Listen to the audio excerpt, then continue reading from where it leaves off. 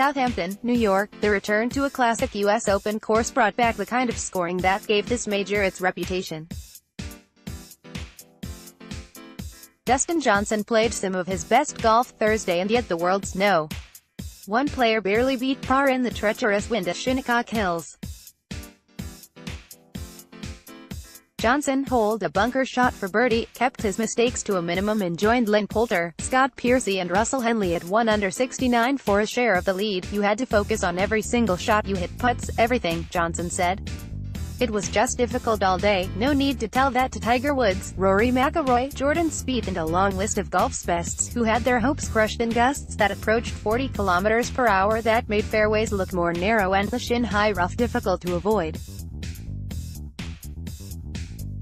In his return to the U.S. Open after a 2-year absence, Woods opened a major with a triple bogey for the first time in 15 years.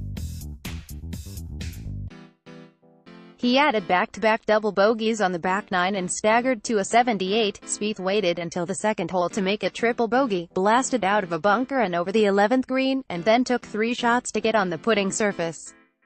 McIlroy found trouble just about everywhere and shot 80, his highest first-round score in a major. "It was pretty evident nobody was making any birdies in the morning, lots and lots of bogeys and others," Woods said. "My game plan was not to make any others, and I made 3 of them.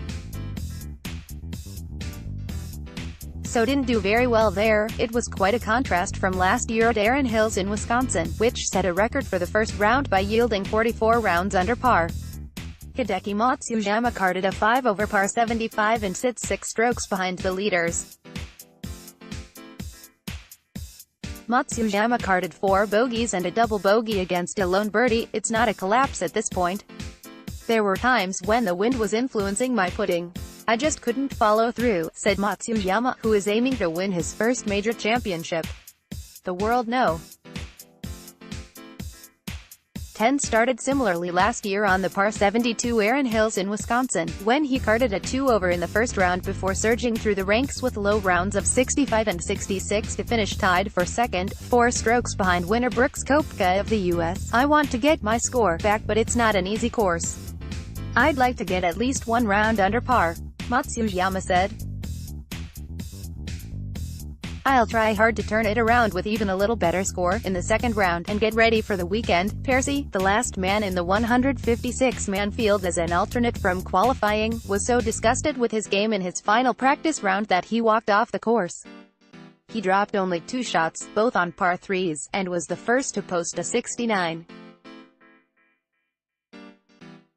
Poulter also played in the morning, while Johnson and Henley played in the afternoon as the wind reached its full strength.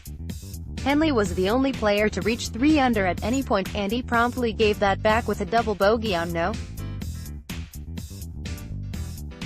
10. Jason Dufner opened with a 70, and even those at 1 over 71 felt as though they put in a hard day's work. A group that include Justin Rose and Henrik Stenson. "It's a different kind of enjoyment, right?"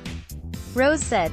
"I enjoy the battle. I enjoy the fight. I enjoy the grind, really. When you get a bit cut up and bruised, it can change pretty quick." Johnson is coming off a 6-shot victory last week in the Street Jude Classic, and while no one has ever won the U.S. Open coming off a PGA Tour victory the week before, he played as though nothing had changed.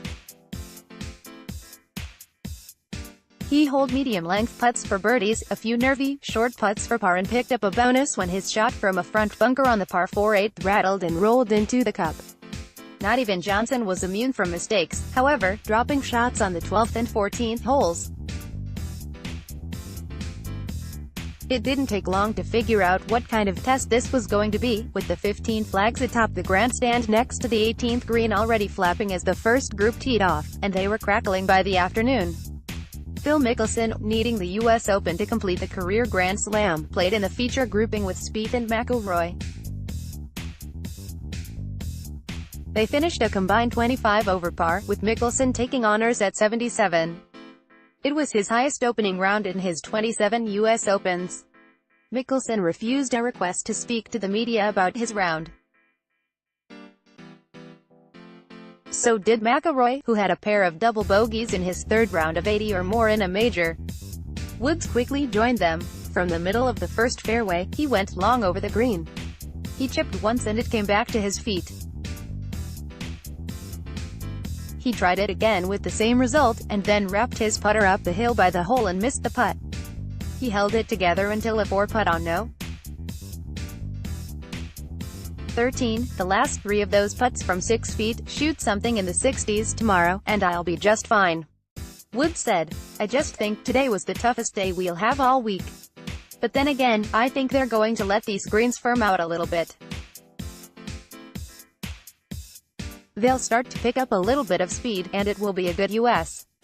Open again. That already appears to be the case. The U.S. Open has gone to new courses 2 of the last 3 years, and Jack Nicklaus is among those who feared it had lost its identity. Even with wider fairways, Shinnecock Hills resembled the U.S. Open course from past years, and it played like one. In his second U.S. Open start, Satoshi Kodaira opened with a triple bogey and ended at 11 over after 6 bogeys and a double bogey. The 28-year-old, who won his maiden PGA Tour title at April's RBC Heritage, finished tied for 46th last year.